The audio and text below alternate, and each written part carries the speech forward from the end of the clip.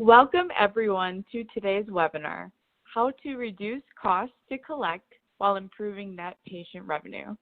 I am Morgan Hafner with Becker's Hospital Review. We will begin today's webinar with a presentation, and we'll have time at the end of the hour for a question and answer session.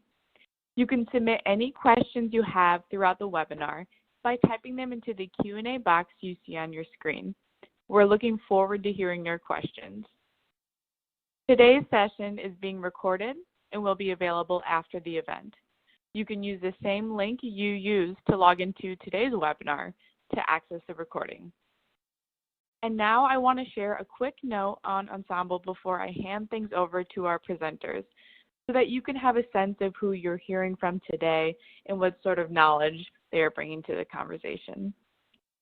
Ensemble was founded by Judson Ivey in 2016 with just a handful of people and has grown to more than 6,000 associates, supporting nearly 400 individual health facilities. Ensemble's 2019 cash collections totaled more than $15 billion. Ensemble is recognized as the industry leader in revenue cycle outsourcing. The company is an HFMA peer-reviewed service provider, designated best in class, and honored to be a two-time HFMA MAP Award recipient for revenue cycle performance excellence. Ensemble is proud to support health systems all across the U.S. and is committed to sharing its best knowledge and tools to help American hospitals as they recover from the impacts of COVID-19.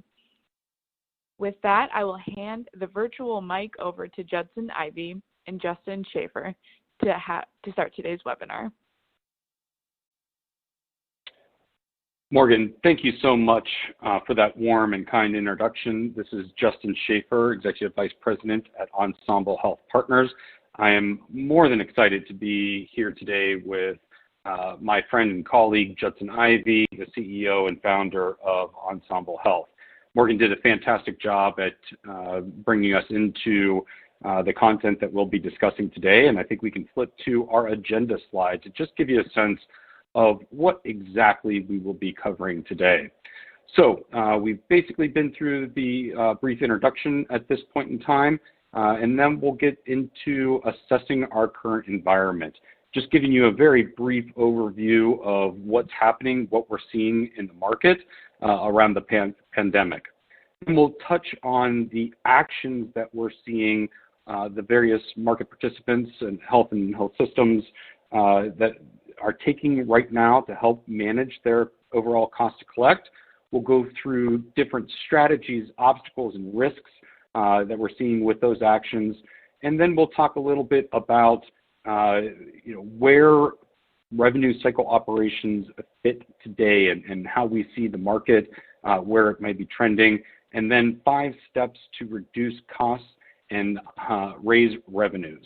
And then, of course, at the end of all of this, we'll go through that live Q&A session to answer any of the questions that you may have about the content that we produce today. So with that, let's go ahead and get right into the meat of the presentation. And let's skip ahead just 2 more slides there to our headline slide, where we'll talk a little bit about what we're seeing in the current environment. So as was mentioned at the top of the webcast here, Ensemble really has a unique position in the market where we get an opportunity to work with many of our partners and talk to a wide variety of health system CEOs, CFOs, CNOs, and revenue cycle leaders. Today's conversation will really be centered around new and different models to help you position your organization as you drive forward and prepare for, as well as work through the effects of the pandemic. You all are likely very familiar with Ensemble as a overall end-to-end full outsource revenue cycle management provider. But again, today we're going to be talking a bit more about a different model from full outsource that enables our hospital partners the ability to reduce cost to collect while improving net patient revenue. So As you heard at the top here, we have more than 380 hospitals that we work with across the U.S. We are constantly researching the evolving provider and payer landscape and, as noted, speaking with hundreds of hospital CEOs, CFOs, and revenue cycle leaders. We really, truly are integrated, tightly integrated even, with the hospital and health system market. We recognize wholeheartedly the challenges, as highlighted in the headlines that we have on the slide, of the current environment and the impact that the pandemic has ultimately had and continues to have on your organizations and the financial state of the overall industry. Across the board, whether it be, or whomever we're talking with, we are seeing the market struggle with significant impact to revenues and volumes, sustained impact on the ability to fully execute elective procedures, reductions in case mix, exemptions for self-pay, and erratic payer behavior. Couple all of that with the separations that many have had to endure with loyal and valued employees, and we no doubt find ourselves in a rare environment that really creates that perfect storm to strike a powerful blow to the financial health of the healthcare market. Even more news reports, as evidenced by the recent surge in cases in the South and really across the globe, are suggesting that the U.S. may not be done with this initial wave of the pandemic, and really further suggests and highlights that we may not see a second wave at all, but rather a continuation or extenuation of the initial outbreak, and we'll just see a series of micro peaks and valleys through the remainder of this year, or until we can really get to that herd immunity status that I think we all so desperately want to get to, whether that's driven through exposure and or distribution and development, deployment of a vaccine. Regardless of the views held by economists, public health officials, or other experts, our collective task as leaders of the healthcare industry is to determine the fastest path to recovery and the actions that we can collectively take to sustain the financial well-being of the market and our individual organizations in the face of the current environment. As we move to the next slide, you may all really have begun to experience recovery in some form, shape, or fashion within your individual organizations. And what I'm sure is likely is that we all recognize and realize that recovery is not exactly as straightforward as it sounds. There's a myriad of factors that really come into play, not only from inside your organization, but outside as well. And there are questions that, in my mind, look something like, does my geographical footprint fall within the persisting outbreak hotspots? How has my patient and case mix been impacted as we served coronavirus patients? How have we responded to the need for ICU bed capacity, and will it impact our ability to recover? And finally, have state and local official imposed restrictions or are threatening to reissue shelter-in-place regulations? How will that impact our ability to execute elective procedures? Obviously, these are just a few, and I'm certain that there are a wide variety more of these types of questions. But what I think we've all realized as we've gone through this process is that navigating the path to recovery is truly a winding road of advancements and setbacks. And, it's certainly evidenced by the resurgence that we've seen here recently in the South. Moving on to the next slide, we really wanted to shape up and frame up for you what we're seeing in the information that we have access to across the entire market. And even though I painted a bit of a bleak picture in the previous comments and certainly with the headlines that we've seen, data truly is beginning to show the recovery, at least in the form of a path towards pre-COVID baseline. So in an effort that we Ensemble undertook with SSI, we have aggregated, anonymized, and analyzed claims, eligibility, and scheduling data to highlight the path to recovery, as well as forecast when it's possible we will see a full return to pre-COVID baseline. Obviously, all of those things would be really fantastic, and even if we do get back to pre-COVID baseline, we still have to contend with the reduction in revenues that we saw within the initial wave, and how that has impacted the industry on whole. But when we begin to look at this data, and clearly we've got some charts here to show you, our first chart that we're trying to frame up for you is all around claims volume. So we found that although we had nearly a 50% decline over a 60-day period in the 7-day moving average, claims volume has actually recovered to 82% of pre-COVID baseline. Really good and strong news as we progress towards this recovery.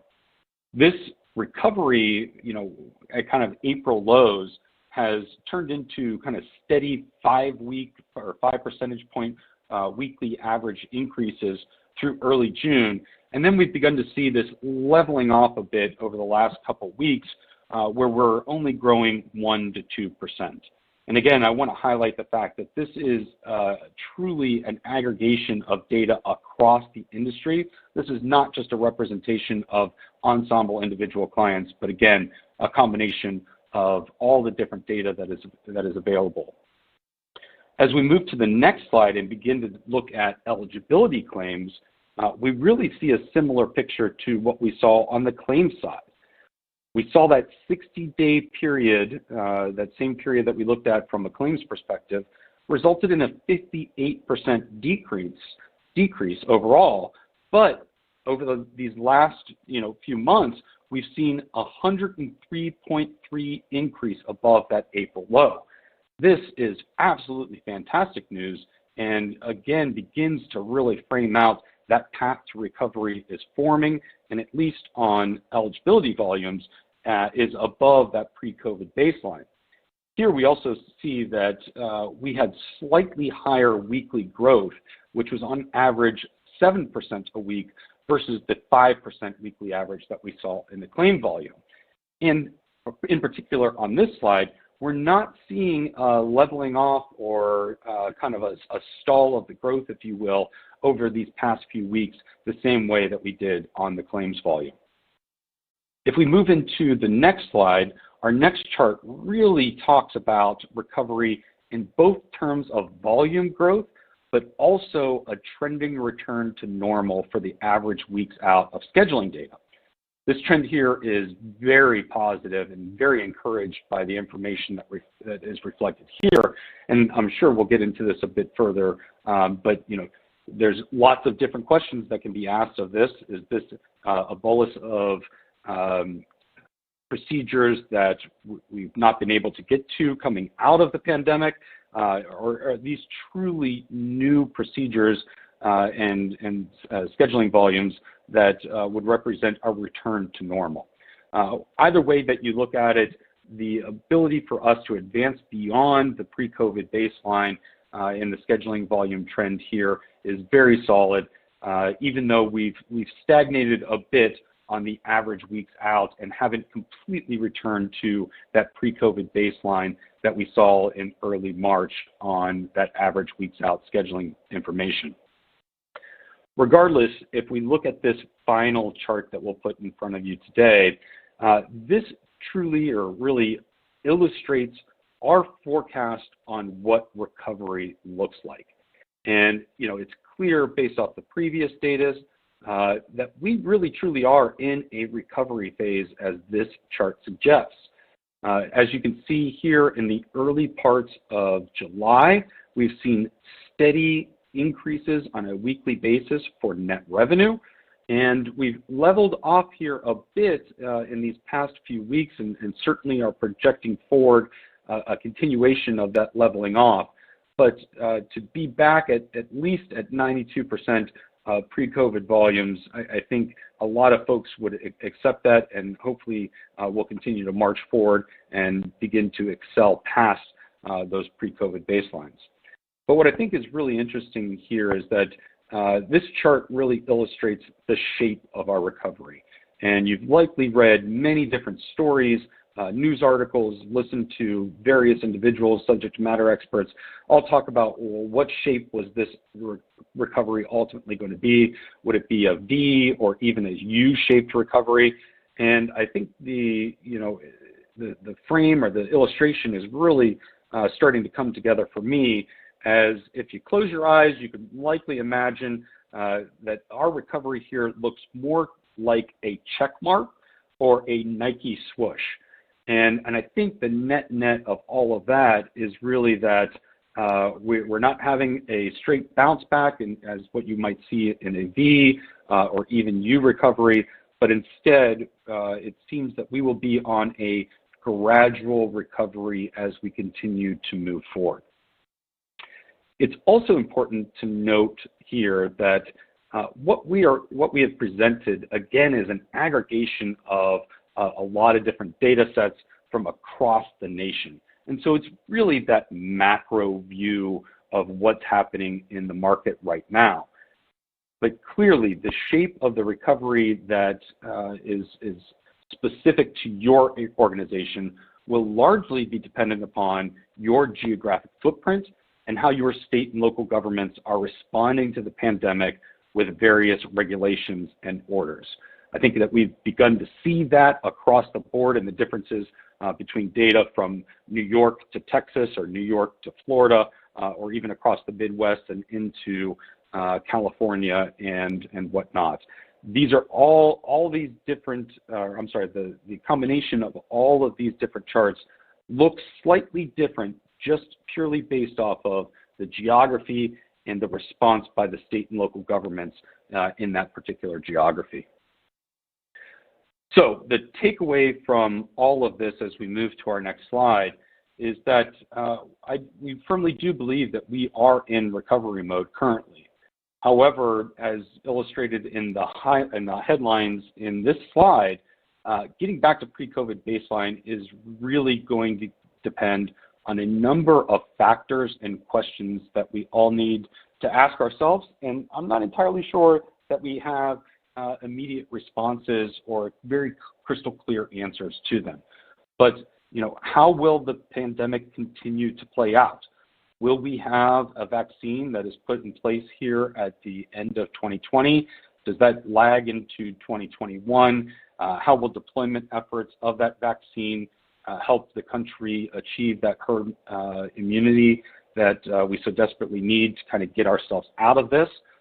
Number two, what will be the new or revised state regulations and orders that are issued by state governments? Will we see the federal government play a bigger role in leading the state governments to what is necessary to do or execute from an order perspective?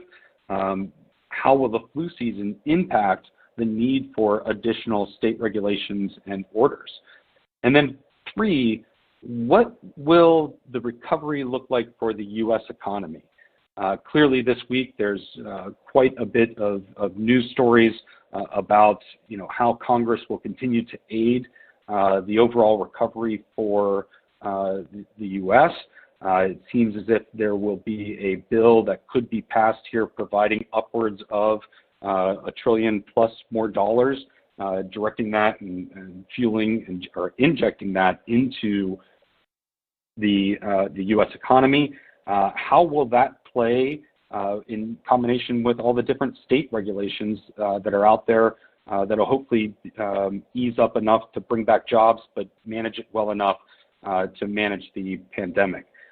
All of these are really challenging questions that, again, I'm not sure we have an exact path forward on today or that perfect, precise answer for us to respond to these.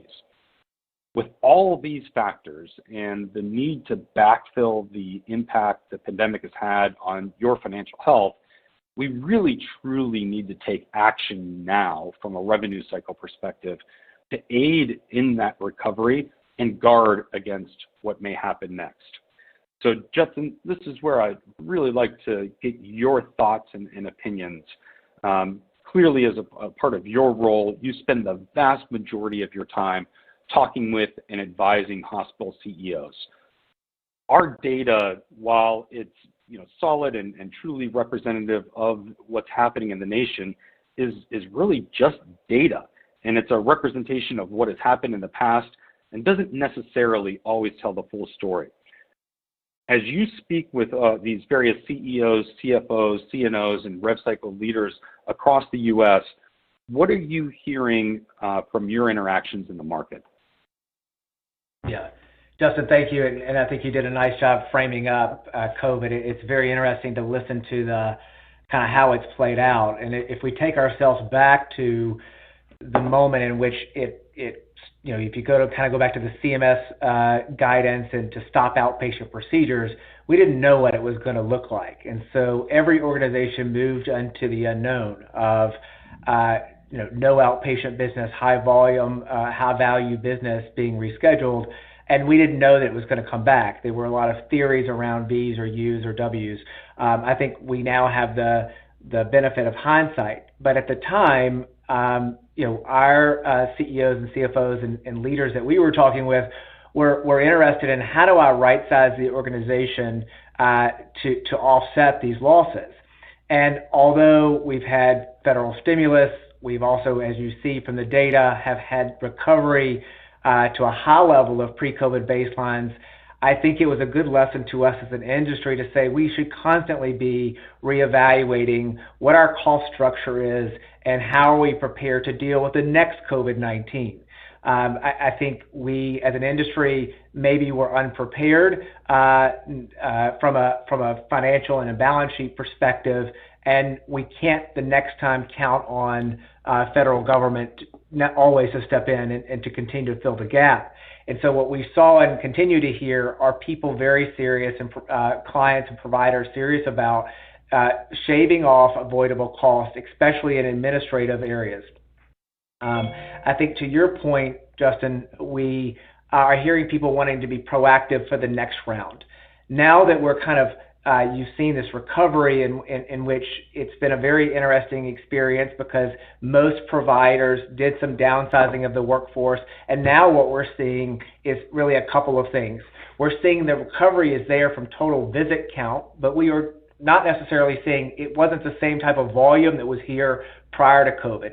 So if you look at your E&M bell curve in your emergency department, it is safe to say that there has been some clear deterioration of the lower level ED visits and moving of that to telehealth.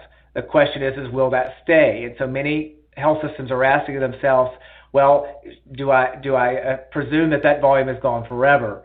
The other item is that we've got some pent-up demand in ancillary and diagnostics, which are impacting the recovery and or inflating the recovery.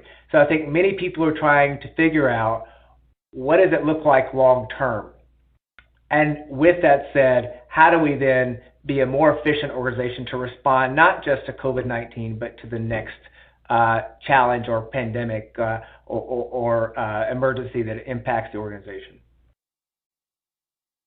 Yeah, thanks, Justin. It's all really fascinating, and no matter how you slice and dice the data, I think you could likely form multiple opinions on kind of what's next. But what I really want to drill down on with you, Judson, is when you're having all of these conversations in the market, and you're talking to these different organizations. You've begun to touch on it there, but I wanted to expand on it a bit more. Is this truly, in terms of the actions that are being driven at, is it reducing overall cost to collect, or is it really focused on increasing NPR? Yeah, great question. I think as people were initially responding to COVID, the first and foremost priority was to preserve cash flow and reduce expenses. And we were hearing perspectives in the marketplace that were somewhat irrelevant to the impact that it had on NPR. So, saving $1 but losing $5. And so those were insights that really drove us to where we are today to think about Ensemble offering a different solution than full outsource. It really comes out of customers or people that we were speaking with in the marketplace or potential customers saying, I've got to get my costs down, but I don't want to full outsource all of the items. And so what we balance that conversation with cost reduction is to say, how do you improve your net patient revenue, or how do you not sacrifice the NPR improvement as a result of cost? And so one of the areas that we'll talk about today is, first of all, is how is cost measured? And if you look at page 12 on the deck, first of all, establishing what true cost to collect is a challenge for some providers. You'll see on this chart is sometimes we see, you can see on the left hand, usually, often, and sometimes.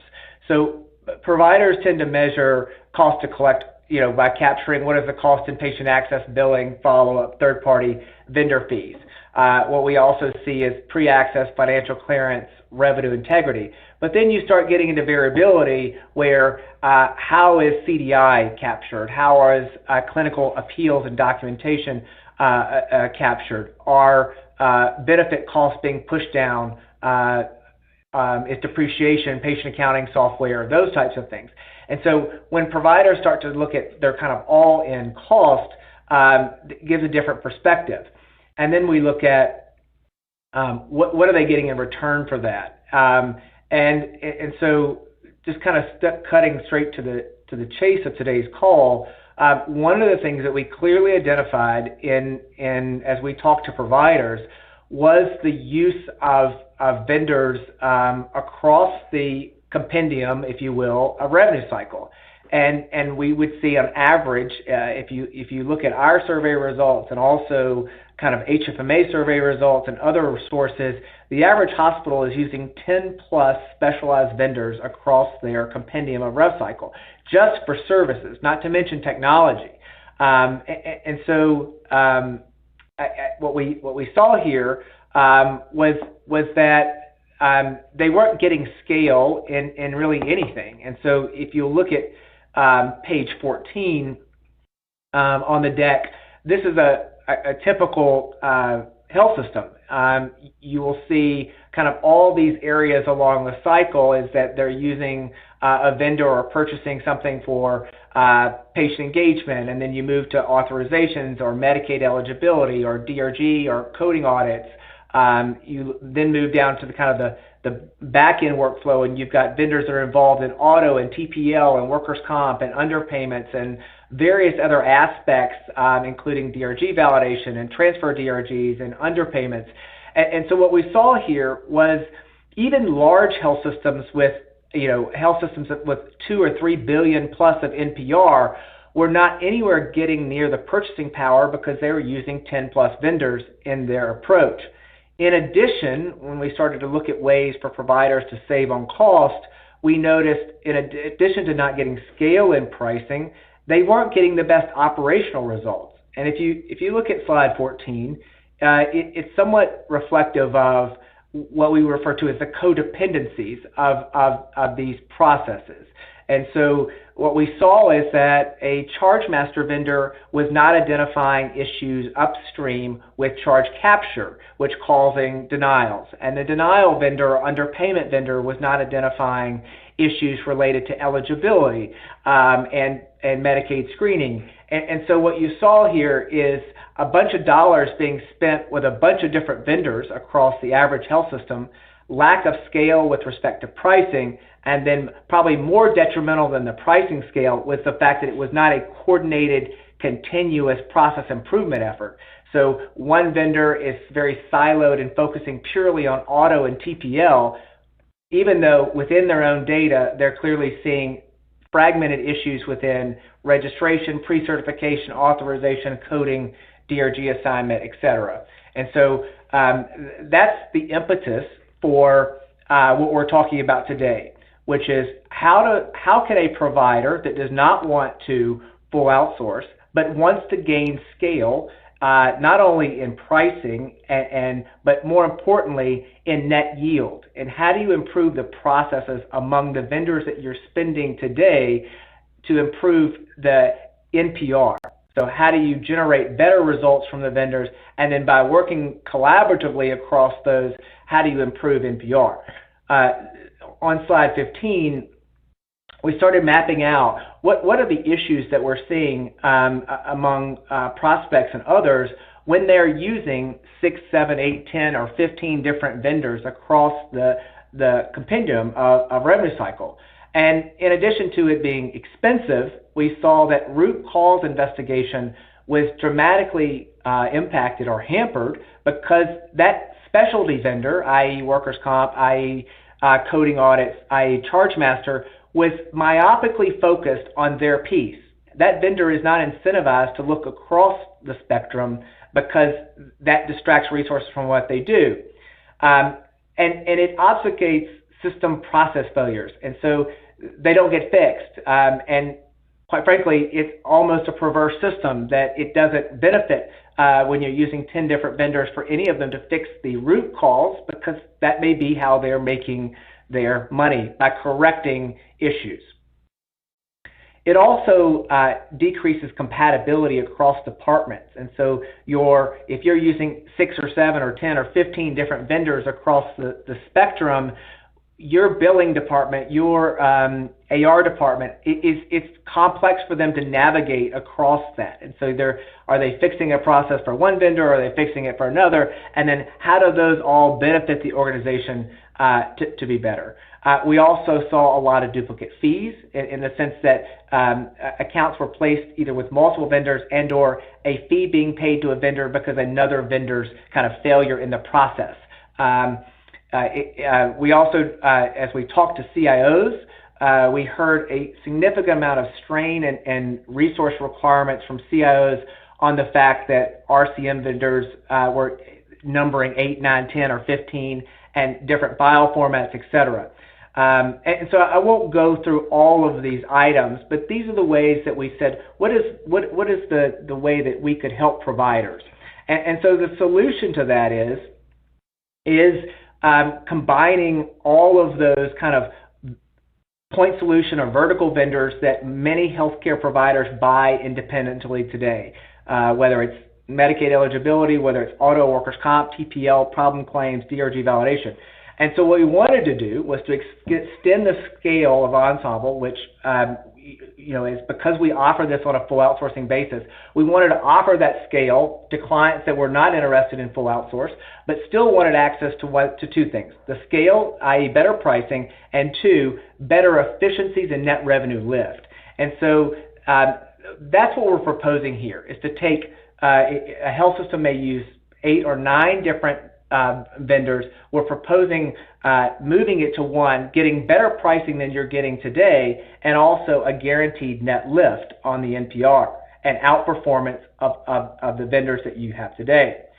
In addition, it creates one system of truth and one source of truth. So instead of managing 8 vendors separately and having them all present MORs and different types of reports and different measurements, we're aligned here on one outcome of what success is. You're going to identify the true root cause of the systemic larger issues within the health system, which is going to generate additional lift. It also significantly reduces the IT burden and reduces your cost to collect and increase revenue. And then I think, Justin, I'll maybe let you walk through 17 about what are the next steps and how are we thinking about this. But before you do that, I'll maybe recap how we got here. As COVID hit, we saw providers myopically focus on cost. And taking out costs purely for the purpose of doing that is sometimes we have to do. But we also should be balancing that with how does it affect operations, how does it affect my team's workflow, and ultimately how does it affect our ability to convert NPR. And I think the key takeaway that we walked away with is there were no guarantees that COVID revenue was going to come back. And so we've seen a nice recovery, but there's no guarantees that it's going to be 100% or in the future. And so what we had to focus on is if you have $1 of existing business today, how do you squeeze a couple extra pennies out of that $1 and make it to the P&L? As we started to break that down for those providers and that did not want a full outsource, what we saw was look, we're using a lot of vendors, we're not really sure we're getting the lift, we're spending a lot of money, and we need a better way, one, to get more lift, one, to reduce our cost. And this is our solution to that. So Justin, maybe let you take 17 about how we move to the next steps. Yeah, great. Thank you, Judson. I appreciate those comments and framing up the conversation. I just like you took away two main bullets here. Fragmentation is an absolute killer to rev cycle, and scale is an absolute necessity to manage cost to collect. And so with kind of those two thoughts in mind, we very clearly see 5 action steps that can help you drive recovery. First and foremost, just start with your standard baseline. We had the slide up earlier. You can certainly go visit HFMA website to gather the appropriate information to define cost to collect. But start with a standard baseline to fully understand and appreciate what your true cost to collect is, including all elements of the revenue cycle. So that's obviously step 1. Step 2, look at your existing AP spend with all of the different vendors that you have. Judson suggested that, in the information that we've identified, you could be working potentially with upwards of 10 vendors. In some instances, we've seen 15. On top of all of that, we've seen that many of the folks in the marketplace are using 3 to 7 different bolt-on RCM technologies.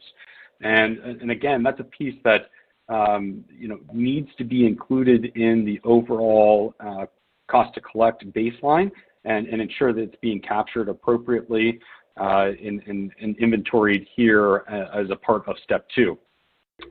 Step 3 and step 4, I'll kind of lump together and say, here's the perfect opportunity to complete an assessment with Ensemble to really determine where you can drive revenue lift increases and cost decreases.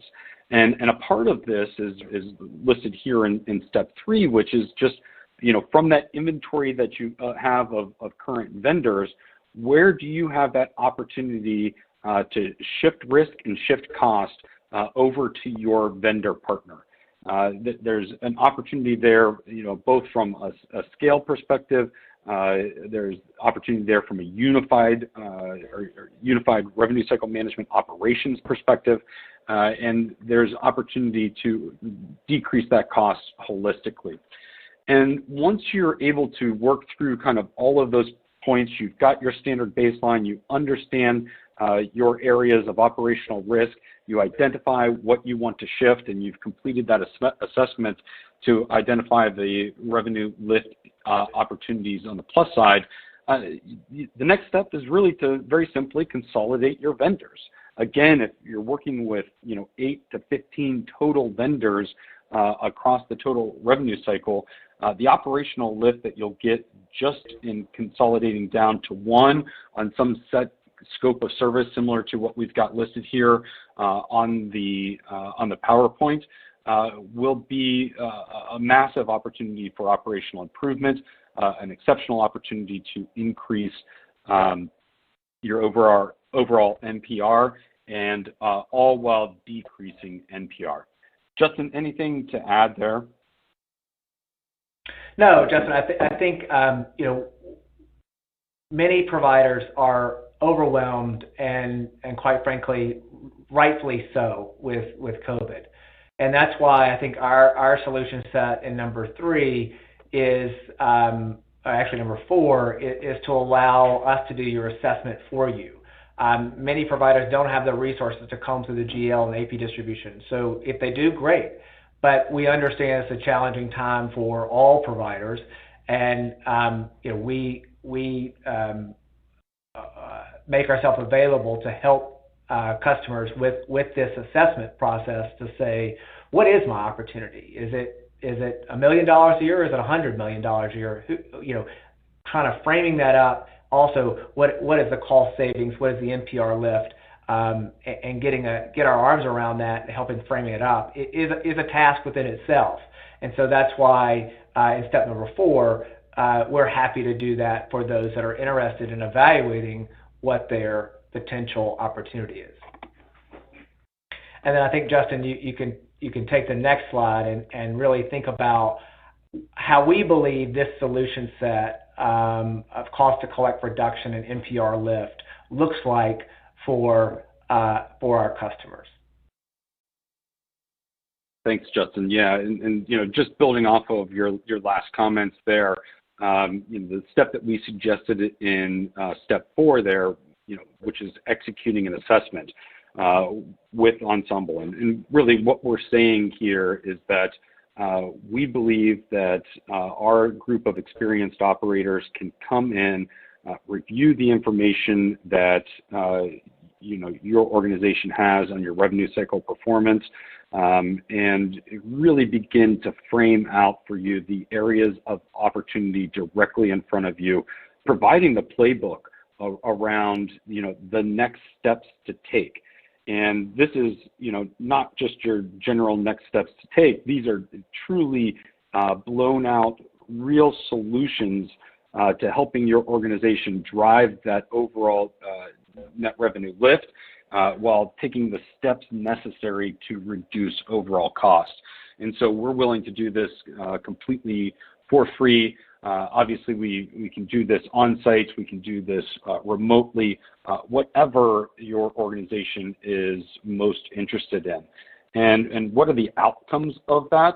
Well, the outcomes are across the top there, and really contractually guaranteed by Ensemble.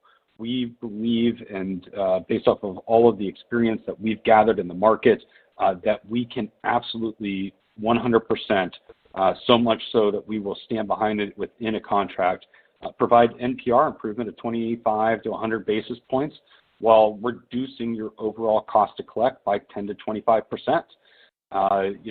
Whether it's on the set services or scope of services that we listed out in slide 17 or some other set of services, we have seen this time and time again reflected in the performance of the partners that we work with. And the piece that I really don't want to get lost, because I think it's of truly tremendous value, the ability to provide preferred pricing. And I'm not by background necessarily a revenue cycle operator. I've grown up in professional services firm and spent time with procurement functions and whatnot, and I've spent last bit of my time here with Ensemble working through revenue cycle. But what we are essentially serving as here is a GPO in revenue cycle, with the capability to take the platform that we have with the tremendous amount of volumes that we represent from all of our client partners, and provide you as an additional organization to that platform preferred pricing on a wide variety of vendors. And that will absolutely provide benefit from a financial perspective on day one. So it's a point, Judson, that I really wanted to hit home. You and I have talked about this quite a bit. Do you have anything to add around just that scale GPO preferred pricing perspective? Yeah, I mean, I think we all, the industry as a whole is familiar with GPOs. I think the unique thing I would add is that,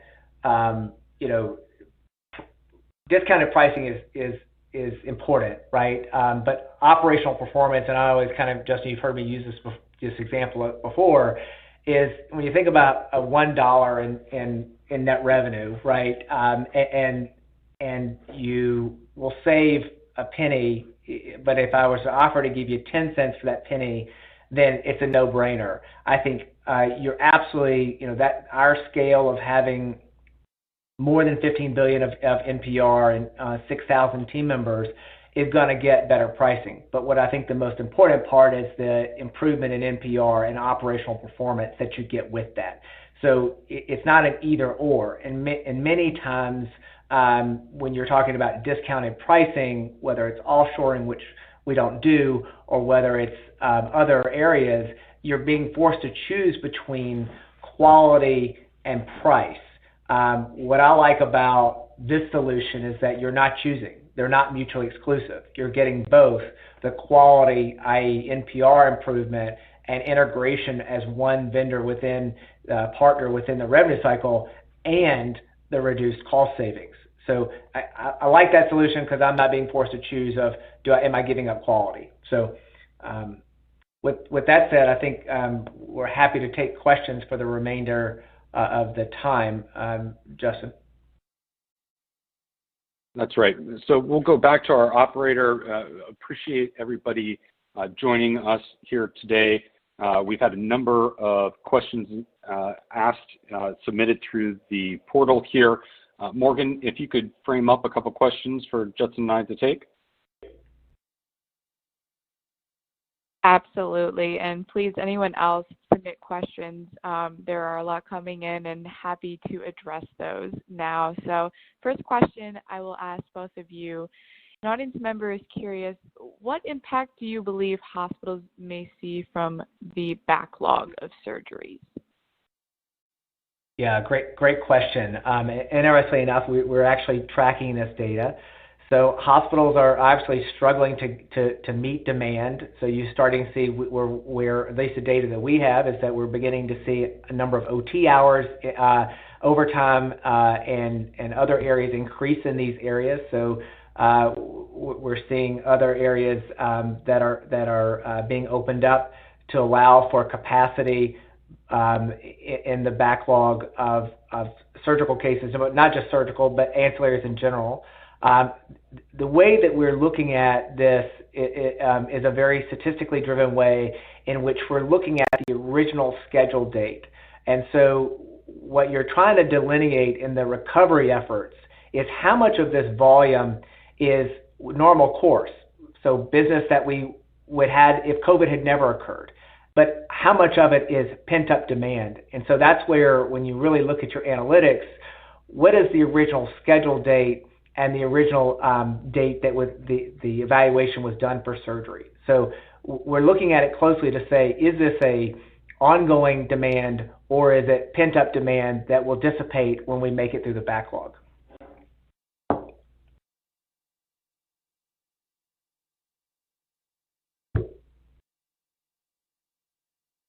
Next question.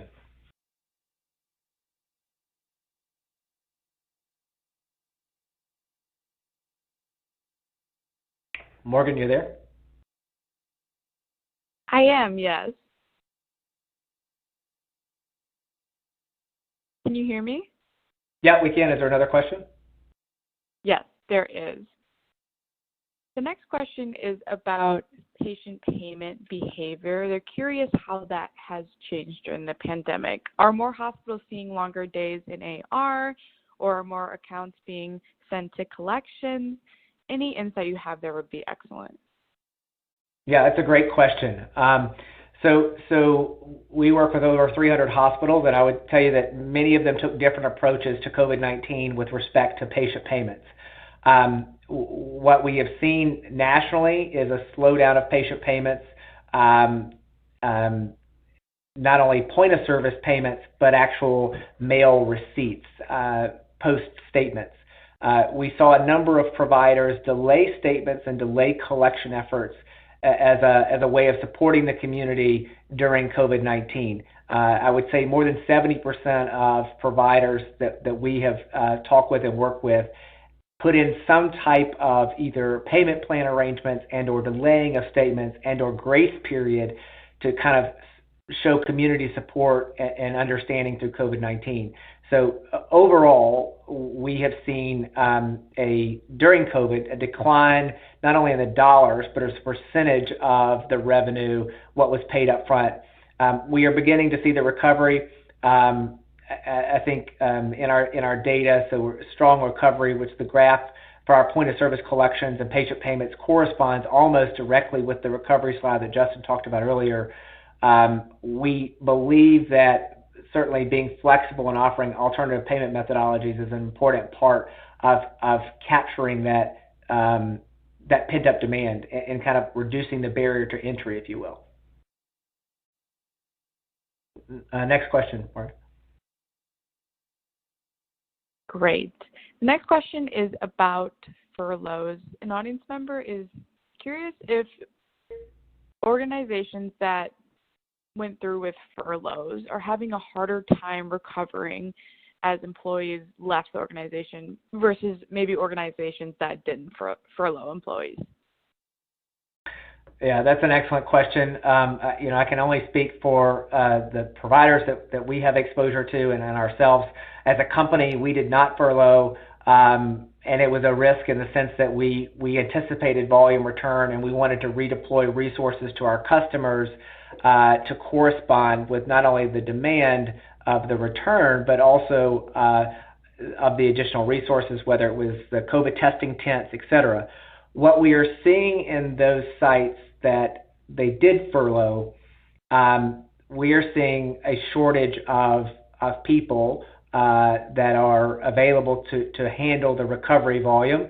And as I mentioned earlier, the number of overtime hours per paid FTE is trending up in some sites where they furloughed. Those have not quite come back in totality, and they're having to pay OT or premium pay to current staff members to handle the pent-up demand.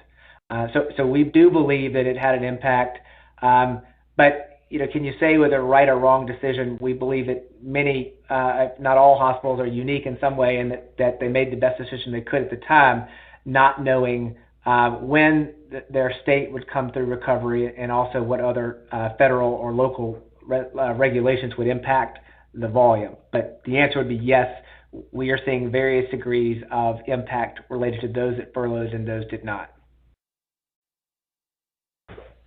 Related to that question, another person is curious about shelter-in-place orders and sort of are hospitals that are in states that maybe had a slower return out of shelter-in-place operating better than maybe in states that had a faster turn or a faster lift of the shelter-in-place orders? Another great question. We were very interested in that. We have a large presence in Ohio, and the Ohio governor was pretty aggressive in his shelter-in-place approach and also his stages. And then we have other health systems that are in other states that they were almost non-existent or slow to react. And so we again approach this from a data-driven perspective. So the slide that we showed on number 7, which is the national kind of claim volume through SSI, we track this by state, and we said, does a state that was an early adopter of shelter-in-place have a different type of recovery than those that did not? The answer is no. The shape of the recovery has been almost the same. The timing, however, has been different.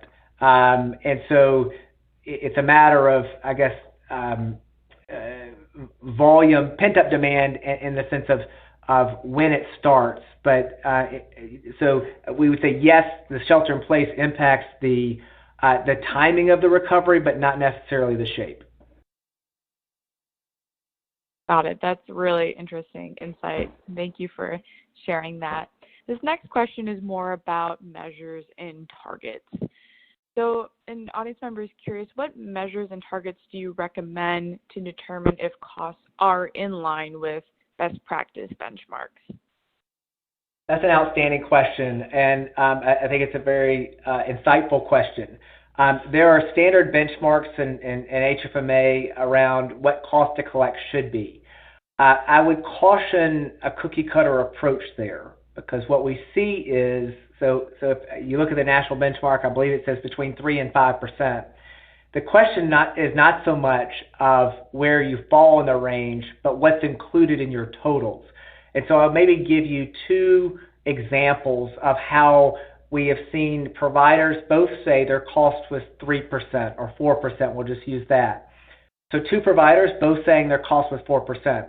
As we dug into the AP distribution and the GL detail, one provider was including the CDI associates, the physicians who were physician advisors to those CDI associates, and the physicians and nurses that were writing clinical appeals as part of that cost structure, a part of the revenue cycle cost structure. So that includes those components. The other provider that was also reporting the same cost did not include physician oversight, physician appeals, and or physician advisors as part of their cost structure. They were both checking the box saying they had included CDI in their cost center. So at face value, you asked both providers that both were saying their cost is 4%. Are you including CDI? The answer was unanimously, yes, we're including CDI. The difference is what is included in your CDI. Another great example that we see has to do with pre-access and financial counseling. And so many hospitals have adopted what we refer to as concierge service or pre-certification service, in which they are doing the pre-certification for physicians, which is allowed under OIG guidance. So both of these providers said, yes, we're doing pre-access. Well, there's a difference between doing pre-access, meaning only doing what is inbound, versus you taking proactive steps to get the pre-cert for the physician's office. So I use those two examples to say most providers have gotten pretty good about saying we include patient access, HIM, CDI, back-end. The difference is what is between there, what is included in that roll-up, and not just the function, but how is that function defined? And so when two providers that both come to us and say, I have cost to collect of 4%, is that good or bad? The answer is, what are you including in the 4? And so if you have 4 and you don't have these variables items, including physician support, those types of things, then we would say that's not comparable to someone who's got 4% with those other items. So I know that's a long-winded answer to say what benchmarks are there, but so there is national benchmarks around cost to collect. We find it to be misleading because many people define what cost to collect is differently. That's a really illuminating comparison and multiple examples there. So thank you so much for sharing. And it looks like we have time for one more question today. An audience member, beyond all the examples and different stories you told today, are there any additional impacts that you are anticipating from the pandemic over the next year? I think it's a further continuation to not just how we look at things as far as revenue cycle, but how we look at things as an industry. I think we have begun to challenge the norms. I think we've begun to challenge the norms with telehealth, for example, to say, well, why weren't we doing this before? We began to challenge the norms with work from home and the belief of that we all had to be in the same building. I think that also looks at changing how we view talent and where talent can support our organization.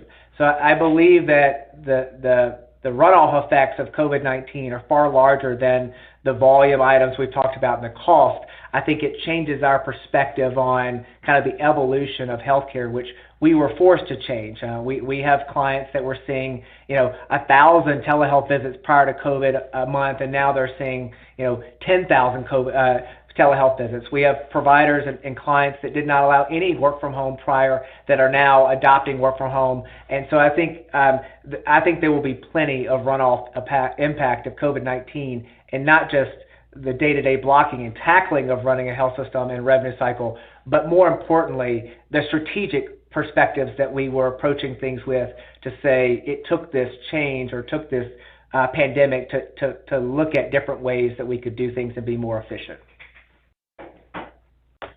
Yeah, that status quo is definitely being challenged now.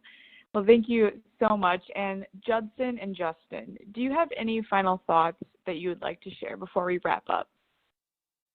My only thought would be for those providers on the phone, just a sincere amount of gratitude, appreciation, and respect for the journey that you have been on, and just complete gratitude for what you've been through. And we were right alongside our clients in this journey, but it has been remarkable, and you have our respect and admiration for the journey that you've been on as a provider. So thank you for that.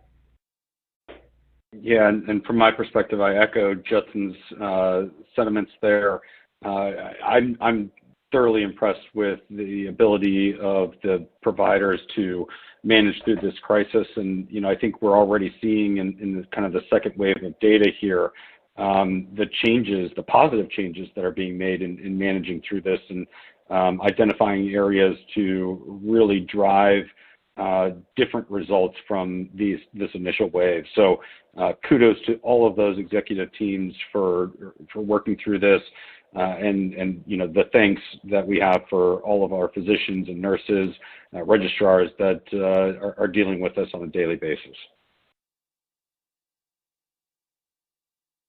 Excellent. Well, I want to thank you again, Judson and Justin, for your excellent presentation, and also Ensemble Health Partners for sponsoring today's webinar. So please enjoy the rest of your day, and we look forward to having you join us for future webinars.